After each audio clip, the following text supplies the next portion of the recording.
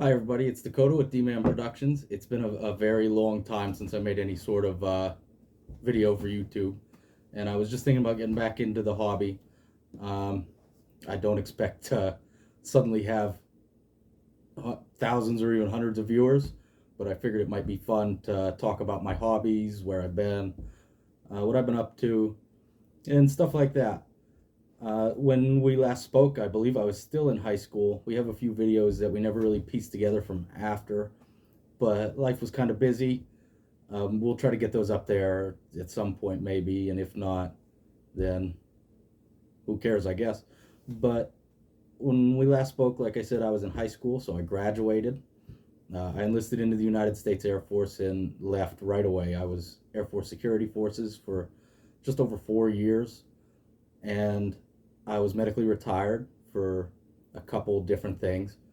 But after that, the first job I got was delivering pizzas, and it was a really good time.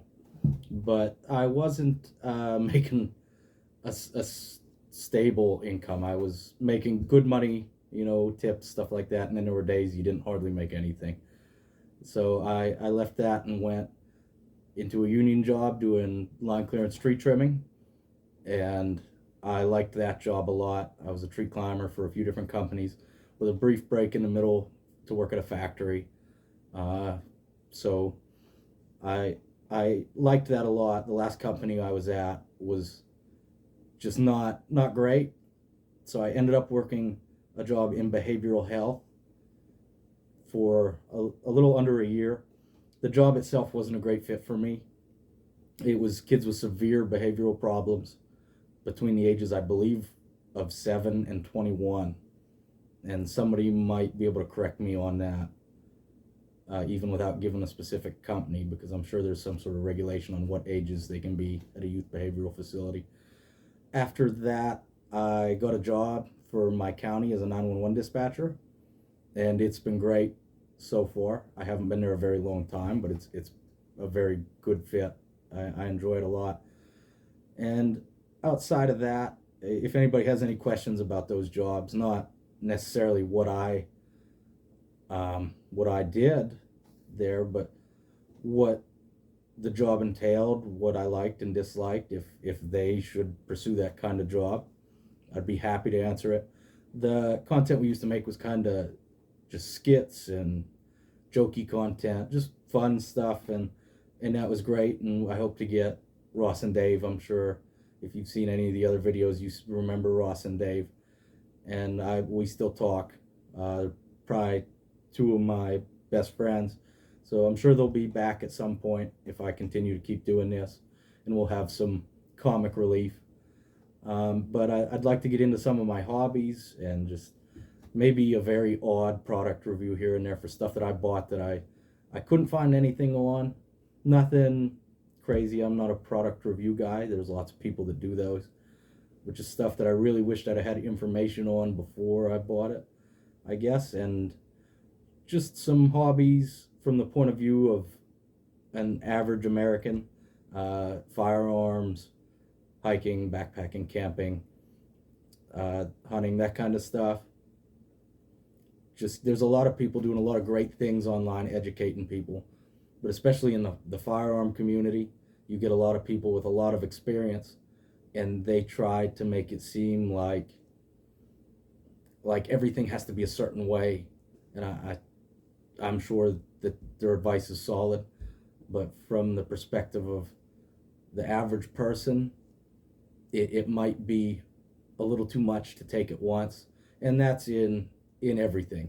Those people are great in their fields, but it's just a lot of advice that's coming to somebody that might not fully understand everything that's being talked about. Even in backpacking, you get these ultralight backpackers, and they're living for months out of their bags with just so little weight, and that's awesome. But the average person can't necessarily go out and afford thousands and thousands of dollars for hiking supplies and a bag and stuff like that. So I just figured I could give my 2 cents on what you might want that's accessible, like what I use. I've had a 72-hour bag. It's a little beyond 72 hours by Fair Margin packed for gosh, since I was probably 12 years old, and it's adapted over time as I get older and my needs change, and I have a wife and a daughter,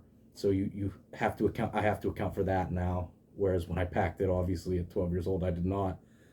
So just my experience and my needs have grown. So and stuff like that, it's easy to not check on things and realize that, oh my gosh, I don't have this packed, and I'll need this because I have two more people to sustain.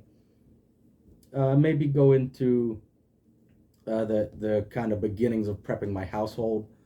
Um, I've always been into the emergency preparedness, like I said, since I was probably around 12 years old.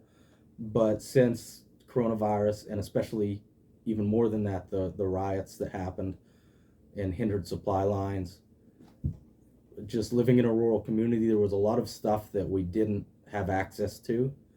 And having been through that, you realize that you need more than just a bag. You need to prep your households. I'm not preparing for this big doomsday or nuclear fallout, anything like that. But it's just nice to know that you have pasta noodles. That was a big thing. There were no pasta noodles, packs of meat, stuff like that. So maybe we'll touch into that a little bit.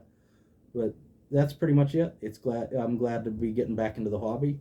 So if anybody has anything specific that they think would be cool to talk about, I'd like to talk about things that I'm interested in, or things that I have done in the past. That way, somebody might have a different opinion. They'd be able to, give me some sort of experience they've had, and that might help me grow myself, and that would be wonderful. But for now, I'm going to end it. I'm nearing on 10 minutes. I didn't want this to be very long. And that's pretty much it. I'll see you guys probably in a week.